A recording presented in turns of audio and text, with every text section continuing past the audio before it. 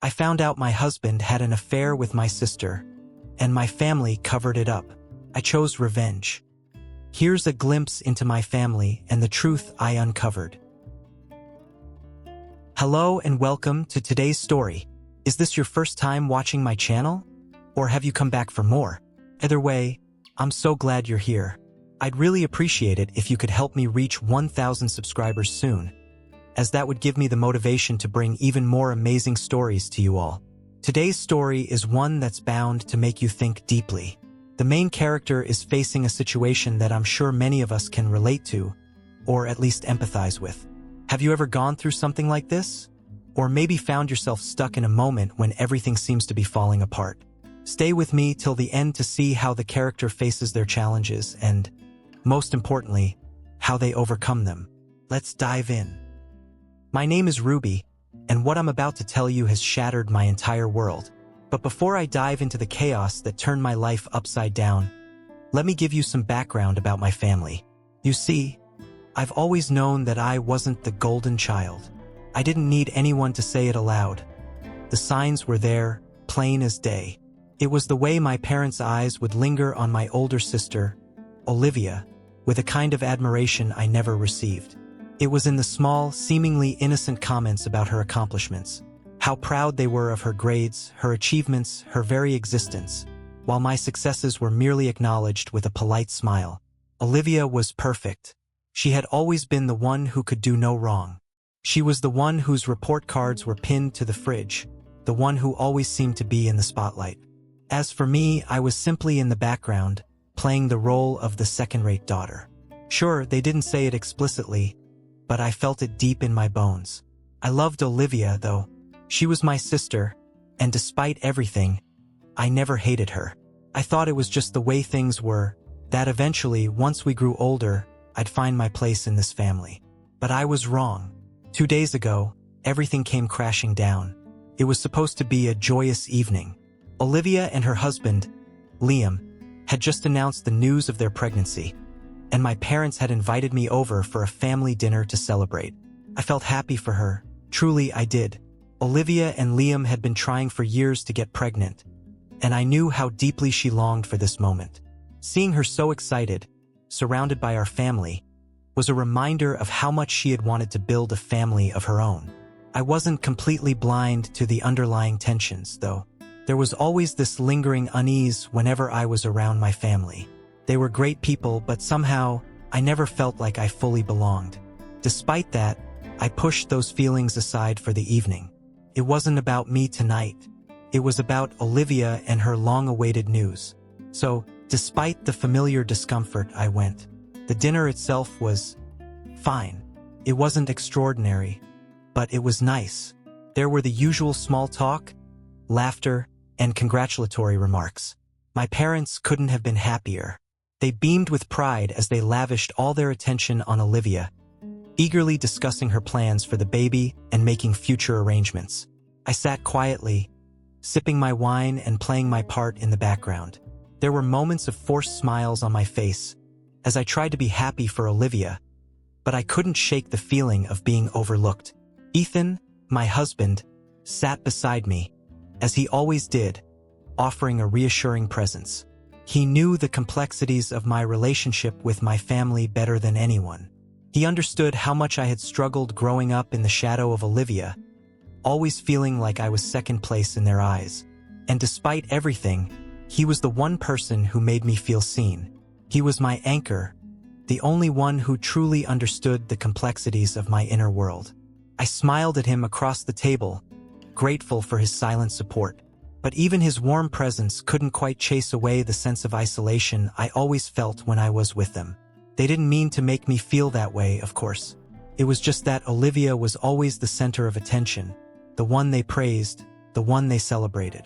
I was just the sister who quietly played her role in the background. The evening wore on, and after the meal, my parents began talking excitedly about Olivia's pregnancy plans. Nursery ideas, baby names, all the usual stuff. My stomach churned slightly at the constant focus on Olivia, but I tried to brush it off. It was her time to shine, after all. I excused myself from the table, needing a moment of solitude to clear my mind. I slipped away to the bathroom, trying to compose myself. But as I passed the hallway, I noticed the kitchen light was still on. The soft murmur of voices caught my attention, and without meaning to, I found myself pausing just outside the kitchen door. I hadn't planned on eavesdropping, but something about the hushed tone of the conversation made me stop in my tracks. Curiosity gnawed at me, pulling me closer, and before I knew it, I was standing there, listening in on a conversation that would change my life forever. It was my mother's voice that I first heard, low and careful, as though she was speaking in whispers to avoid being overheard. "We're never going to tell Ruby about Olivia's mistake. She doesn't need to know." My heart stopped in my chest. The room suddenly felt too small, the air too thick. At first, I didn't understand. What mistake? What was she talking about? For a moment, I tried to rationalize it. Maybe it was a small slip-up, a misunderstanding. But then the words that followed hit me like a sledgehammer. It was just a slip. It happens. We have to protect Olivia's reputation. She's our daughter. She can't be ruined by this. I froze, completely paralyzed by the weight of what I was hearing. My blood ran cold, and the world seemed to blur around me. The words didn't make sense at first, but as my mind raced to connect the dots, the truth slowly began to dawn on me.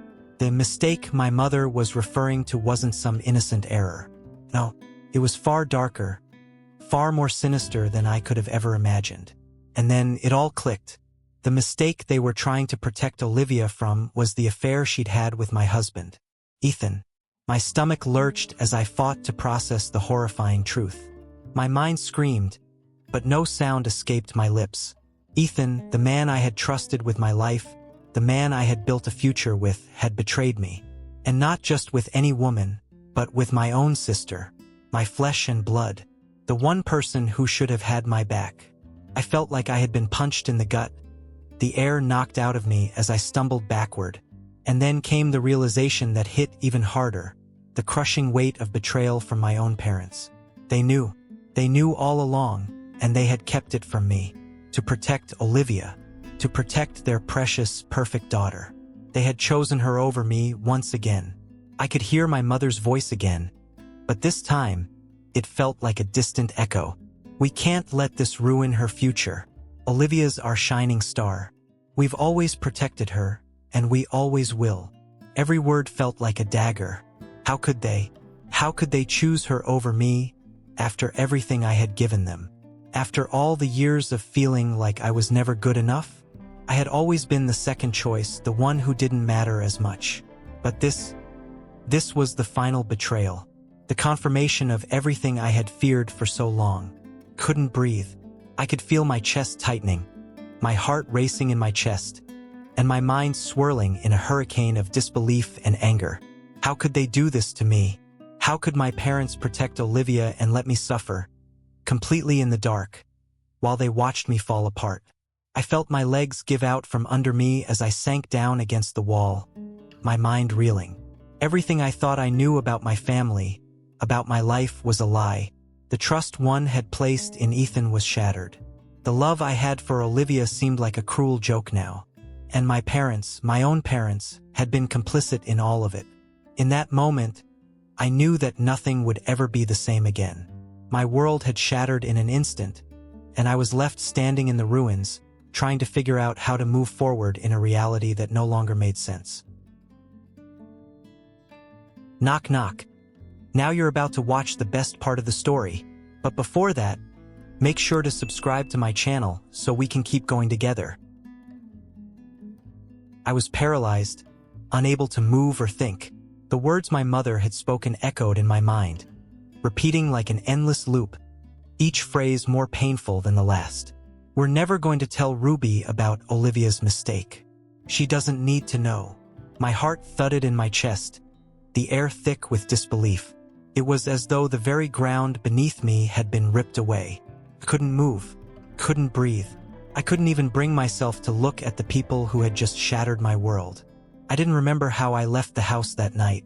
One moment, I was standing there, frozen, the weight of their words suffocating me. The next, I was in my car, speeding away from that house. It was as if my body had taken over, doing what it knew best, running, escaping. I needed to get out. I couldn't face them, couldn't even look at Ethan. How could I? The man I had trusted, the man I had promised myself to, had betrayed me in the worst possible way. My own sister. I drove aimlessly, the night blurring around me. The streets were empty, the road stretching out ahead of me like a vast, dark void. I didn't know where I was going, but I knew I needed to leave. I needed space. Space from them, from the people who had made me feel like I was nothing. I kept my eyes on the road, tears streaming down my face, but I didn't care. The tears felt like a release, but they weren't enough. Nothing was going to fix this. I was suffocating, drowning in the weight of my own emotions. Betrayal, anger, confusion. It all hit me at once, overwhelming me, leaving me gasping for air. The world felt like it was closing in on me, suffocating me in the very place I had always thought was safe. How could this be happening? How could my family, do this to me? I found myself in a parking lot a few miles from the house, the car engine still running. I sat there for what felt like hours, my mind spiraling out of control. I wanted to scream, to hit something, to make the pain stop, but all I could do was sit there, motionless, my body trembling. I wanted to forget. I wanted to run far, far away, but I couldn't. The reality was I was stuck with it. I was married to a man who had cheated on me with my own sister, and my parents had known about it and chosen to protect Olivia. They had always chosen her over me, and now it was painfully clear. I was nothing. The raw fury inside me began to simmer. It burned deep in my chest, a fire that felt too powerful to contain. I was furious at Ethan, furious at Olivia, and even more so at my parents. How could they sit there and act like nothing was wrong? How could they look me in the eye after all of this? But it wasn't just about them. It was about me too. I had allowed this to happen. I had trusted them all too much. I had believed in a family bond that was nothing more than a lie. I had convinced myself that I mattered to them, that I had a place in their lives. But it turns out I had always been second. Always the backup, always the one left behind. I had never mattered. Not to Ethan, not to Olivia, and certainly not to my parents. I spent the next 2 days in a fog. I couldn't bring myself to face anyone. Ethan kept asking me what was wrong, why I was so distant, but how could I answer him? How could I look at him and pretend everything was fine when he had done this to me? I couldn't even look him in the eye. Every time I saw him, I was reminded of the betrayal, reminded of the lies. All I could think about was how he had been with Olivia, how they had both lied to me, how they had made me feel like I was nothing. The house felt suffocating. Every corner of it, every room, reminded me of the lies that had been told, the trust that had been broken. I couldn't stand being in the same space with him, but I didn't have the strength to leave. I was trapped in this nightmare, unable to wake up. I kept replaying that conversation in my head. My mother's voice, soft and calculating, as she justified Olivia's actions. It was just a slip. It happens. No, it didn't happen. This wasn't some accidental mistake. This was deliberate. This was a betrayal of the highest order. And for my mother to brush it off as if it didn't matter, that hurt more than anything. How could they protect Olivia? How could they protect her reputation when she had destroyed mine? What about my life? What about my marriage? Didn't I matter? For the first time in my life, I realized the painful truth. I had never mattered to them. I had always been the second choice, the one who was ignored, the one who wasn't important enough to protect. I was just a placeholder in their eyes, a side character in the story of Olivia's perfect life. I had always been the one who had to wait in the wings, watching her shine while I faded into the background. The anger inside me was suffocating. I wanted to scream. I wanted to confront them all and tell them exactly how I felt. But I couldn't. I was too broken, too lost in my own hurt to put my feelings into words. I had trusted them all, and they had let me down in the most unforgivable way. How could I ever forgive them? How could I ever trust any of them again? I had been living in a lie for so long that I didn't even know who I was anymore. My whole life had been built on this foundation of false love, false loyalty, and now that it had crumbled, I was left with nothing. I walked through the next 2 days in a daze, unable to shake off the weight of the betrayal. My mind kept circling back to the conversation I had overheard. My parents had chosen Olivia over me. They had decided that she was worth protecting, that her reputation mattered more than my feelings. I wasn't worth protecting. I wasn't worth fighting for, and that realization crushed me. I couldn't keep pretending everything was okay. Couldn't. Not anymore. For days, I had wandered through my own life as if I were a ghost, caught between the reality of the betrayal and the facade I was desperately trying to maintain. But pretending was no longer an option. The truth was too big, too heavy to be ignored any longer, and if I didn't confront it now, I would be consumed. I could feel myself suffocating under the weight of my own rage and heartbreak, and I knew, deep down, that I wouldn't survive unless I did something about it. Something big, something unforgettable. So, I did something I never thought I would do. I started planning. I wasn't going to cry, scream, or beg for answers. No, that wasn't the way. I wasn't going to be the helpless, heartbroken wife who begged for an explanation. I had been that person before, and look where it had gotten me. Now, I was going to make them feel the pain I had been feeling. I was going to make them understand the devastation they had caused me. Not with my tears, not with my anger, but with something far more powerful. The truth. The brutal, unrelenting truth that would strip away all their lies, their pretense, and their attempts to control the narrative. I had always been the one to step back, to remain silent, to let others have their way. But not this time. Not anymore.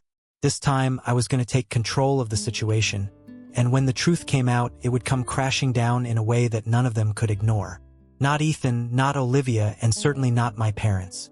I wanted them to feel every ounce of the betrayal, to understand that the foundation of trust they had shattered was not something I could simply forgive or forget.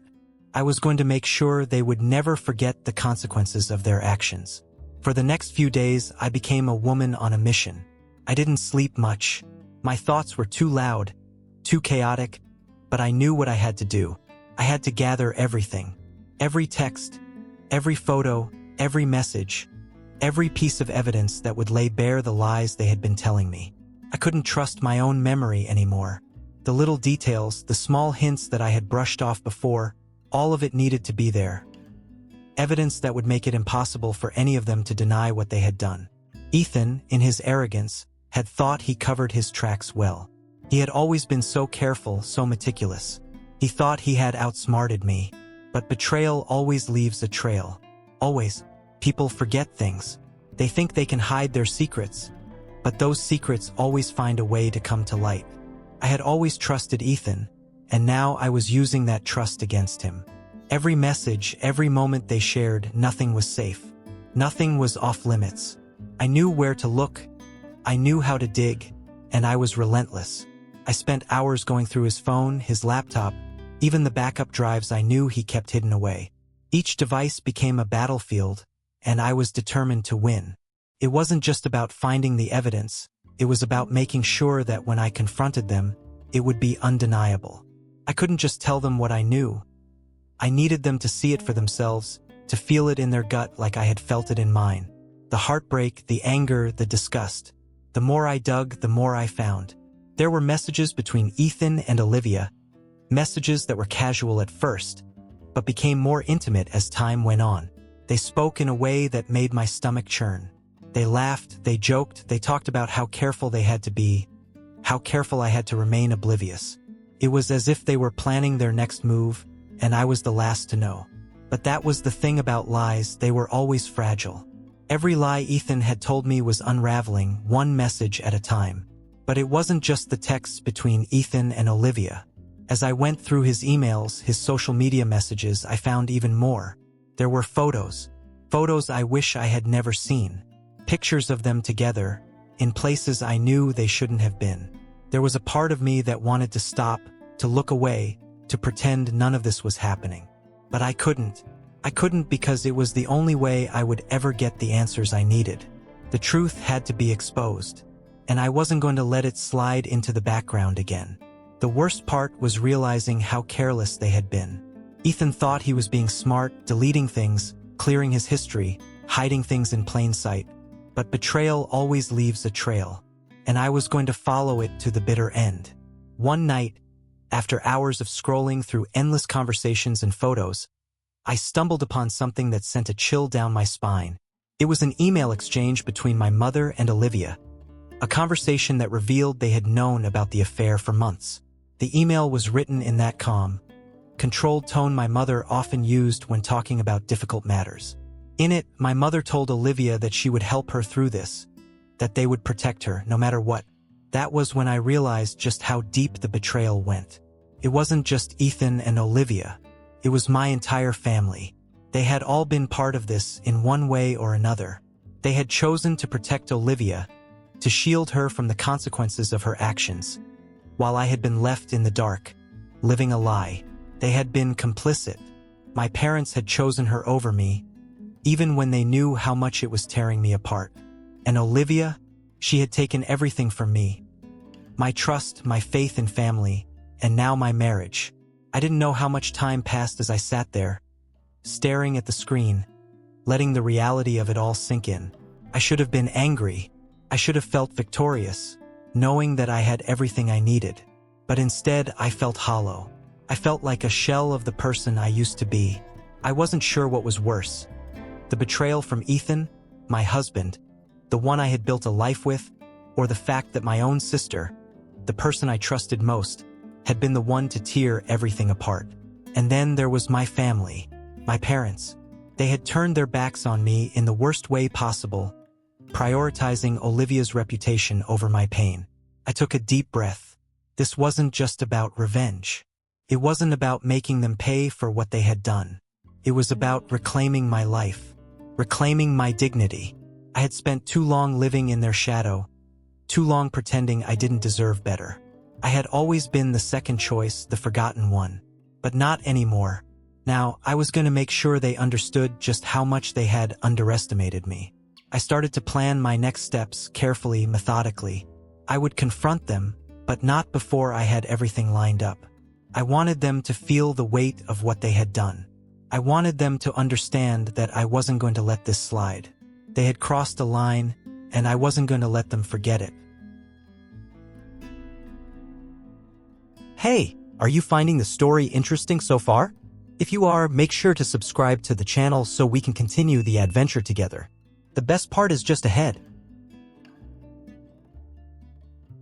I needed to know the truth. The kind of truth that burned at the edges of my mind like an itch I couldn't scratch. I couldn't keep pretending that everything was okay, that Ellie was still the woman I married. I had seen the signs, the way she had withdrawn, how she'd spent more and more time with people I had never met, the coldness that had slowly crept into every interaction we had. But the thing that haunted me the most was the feeling that I wasn't just losing her. I was losing her to something or someone that I didn't even understand. So one day, when Ellie left her laptop open on the kitchen table, I did something I never thought I'd do. I checked her email. At first, I hesitated. I had always prided myself on trusting her. But trust had become a foreign concept lately. The distance between us was palpable. And in that moment, something inside me broke. I had to know. I couldn't go on pretending that this was all normal anymore. This wasn't just about her spending more time on her phone or avoiding me. This was about the core of who she was becoming.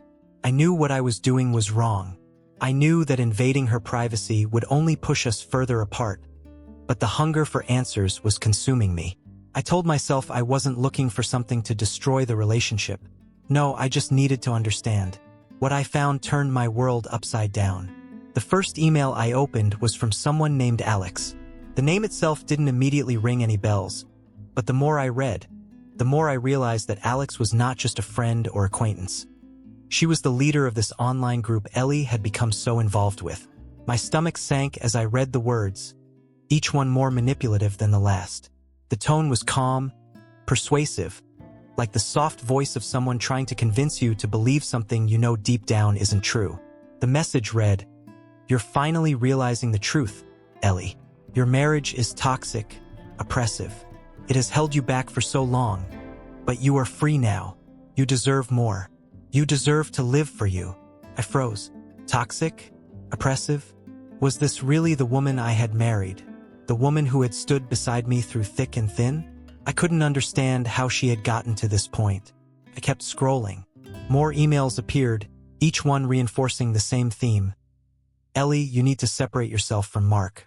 You need to reclaim your power. You've been living for someone else. But now it's time to live for yourself. It's time for a new chapter. Don't let anyone tell you otherwise. I felt a chill run through me, my heart pounding in my chest. This wasn't just an email exchange between friends. This was a full-scale indoctrination. Ellie wasn't just getting advice from some random person. She was being groomed, manipulated into believing that everything she had known, everything we had shared, was wrong. As I read, it became clear that Alex wasn't just offering a different perspective. She was systematically dismantling everything Ellie and I had built. The emails painted our marriage as a cage, a prison of expectations, and of course, it was all about my supposed control over her. The more I read, the more I realized how deeply this had gone.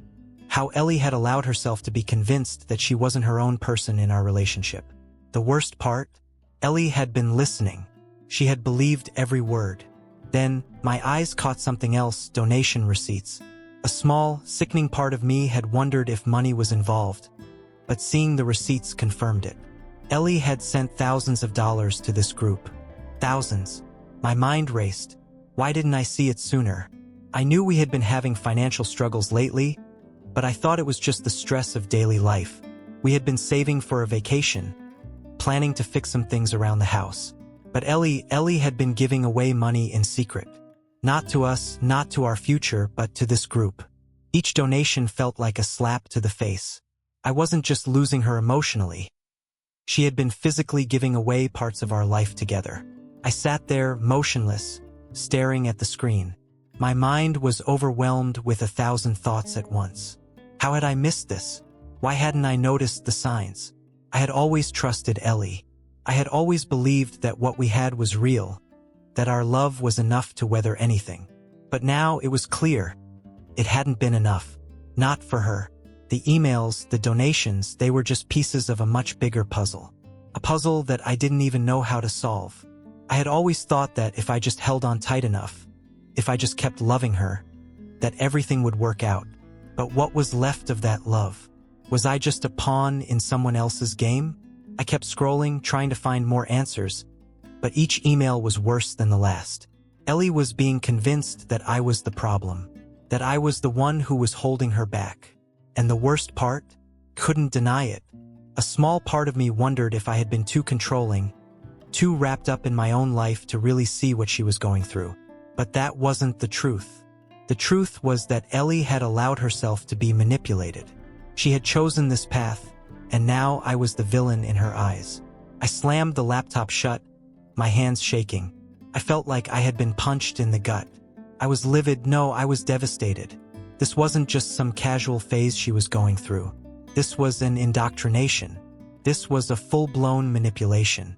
And it was working. It was working on Ellie in a way I couldn't stop. She was being brainwashed, slowly and methodically, by someone who didn't even know her, someone who had never seen the love we shared. I sat there in the silence of our empty house, my thoughts swirling around me. I had to confront her. I had to know the truth, even if it broke me. But what would I say? What could I say to a woman who had already made up her mind about me? What could I say to a woman who no longer saw the value in what we had built? And the hardest part? I didn't know if I could ever get her back. I didn't know if I wanted to. The truth was, I had no idea who she was anymore. The woman I had married, the woman I had loved. She was gone. And in her place was someone who had been convinced that everything about our life was wrong. And that, more than anything, broke me. The tension had been building for so long, and I had tried to hold on to hope. But that day, when I confronted Ellie about what I'd found, the emails, the donations, the messages from Alex, it was impossible to ignore the truth any longer. She was defensive, of course, but the anger that bubbled beneath her words couldn't disguise the fear I saw in her eyes. Fear, but not fear of losing me. No, it was fear of losing the world she had embraced. A world that had slowly but surely pulled her away from everything we had once shared. I had always believed that love could conquer anything. That if you were just patient enough, fought hard enough, and cared deeply enough, you could work through the hardest of times. But in that moment, I realized that love alone wasn't enough. Trust had been shattered, and I couldn't pretend anymore that everything would magically be okay. She wasn't the woman I had married. And worse, she no longer saw me as her partner. I was the enemy now. I could feel my chest tighten as I made the decision. It wasn't just about the betrayal or the manipulation. It was about my own well-being. I had lost myself in this relationship. Somewhere along the way, I had stopped being the person I was meant to be. And if I stayed, I knew I would only continue to lose myself. So I left. Packing my things wasn't easy. There was so much history in that house. Memories of laughs, of quiet moments spent together, of plans made for the future. Every box I packed felt like I was leaving pieces of my life behind. But I had no other choice. I couldn't stay in a place where everything I'd built with Ellie was being torn down by a stranger online. Someone who had no right to disrupt our lives. Leaving was painful, but it was also a relief. There was a sense of freedom that came with walking out the door, even though I wasn't sure what would come next. I had always thought that I couldn't live without Ellie, that she was my one true love, the person I was meant to spend my life with. But in the quiet aftermath of leaving, I realized that I had spent so much time trying to fix what was broken that I had forgotten about myself. I moved into a small apartment, far from the life I once knew. I separated our finances, closed the joint accounts, and began to rebuild. The first few days were a blur. I felt like I was floating through life, unsure of what to do with myself. I spent time rearranging the apartment, putting up pictures, trying to make it feel like home, but there was still a void inside me. It wasn't easy. I didn't have all the answers. I didn't know if I had made the right decision. Part of me still wanted to believe that things could be fixed, that Ellie could find her way back to me, that we could somehow salvage what was left. But another part of me knew that we had both changed. I had changed. In the weeks that followed, Ellie tried to contact me. At first, it was sporadic. Texts here and there, always beginning with some version of, "I miss you." But as the days turned into weeks, the messages became more urgent, more desperate. She apologized, saying she had been manipulated, that she had lost herself in the process. She told me she wanted to come back, that she still loved me and was willing to do whatever it took to fix things. I read every one of her messages, and each time, a wave of guilt washed over me. I could hear her voice in my head, pleading with me, but I also knew that I couldn't go back. By then, I had changed. I had rediscovered parts of myself that had been buried for far too long. I had spent so much time living for Ellie and for our relationship that I had forgotten about my own happiness, my own dreams, my own peace.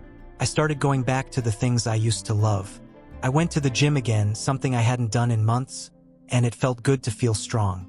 I reached out to old friends, people I had distanced myself from because Ellie didn't like them, or because we just didn't have time for anything outside of our bubble. And the more I reconnected with those parts of myself, the more I realized that I didn't need Ellie to be whole. I didn't need anyone else to complete me. I wasn't angry with Ellie anymore. In the beginning, I had been furious even. But over time, I began to understand that her actions weren't entirely her fault. She had been manipulated, yes, but she had also allowed herself to be pulled into this world that was slowly dismantling everything we had. But even more than that, I had allowed it. I had stayed silent. I had ignored the signs. I had let things go too far. Ellie kept reaching out. Texts, emails, voicemails, each one more desperate than the last. She said she was sorry, that she was willing to fight for us, that she had learned her lesson. But I couldn't just pretend like nothing had happened. I couldn't pretend that the woman who had once been my best friend and partner was still there. She wasn't, and I wasn't sure if I could ever trust her again. The first time we spoke after I left was in a brief phone call. She was crying, apologizing over and over, and I listened. I didn't say much, just tried to absorb what she was saying, trying to understand if there was any truth behind her words. I didn't know if I believed her, But I knew one thing for sure. I couldn't go back. It's been months now. I'm living on my own, focusing on what makes me happy. I've started to find peace again. Slowly, the anxiety that used to plague me every day has started to lift. I'm rediscovering who I am outside of a relationship. I'm learning how to be alone, and I'm learning that being alone doesn't mean being lonely. It means taking the time to reflect, to heal, and to grow. As for Ellie, she's reached out a few times. I'm open to talking, but I'm not sure what the future holds for us. We've both changed, and I'm not sure if we can ever go back to what we had. She still wants me to believe that she's changed, that she's learned her lesson, but I'm not sure if it's enough. Trust, once broken, is hard to rebuild. But one thing's for certain. I'm in control of my own life now. I don't have all the answers, and I'm not sure what the future holds. But for the first time in a long time, I feel like I'm on the right path. I'm no longer living in the shadow of a relationship that wasn't healthy. I'm living for myself, and that is something I can finally be proud of. Now that you've heard the story, I'd love to know what you think. What are your thoughts or feelings about what happened? Do you agree with the choices the characters made? Or would you have acted differently? Drop your comments below and let's get a conversation started. Don't forget to like and subscribe so you won't miss out on the next exciting story coming your way. Thank you so much for sticking with me until the end. Your support means the world, and I can't wait to bring you more stories that will keep you hooked. See you soon.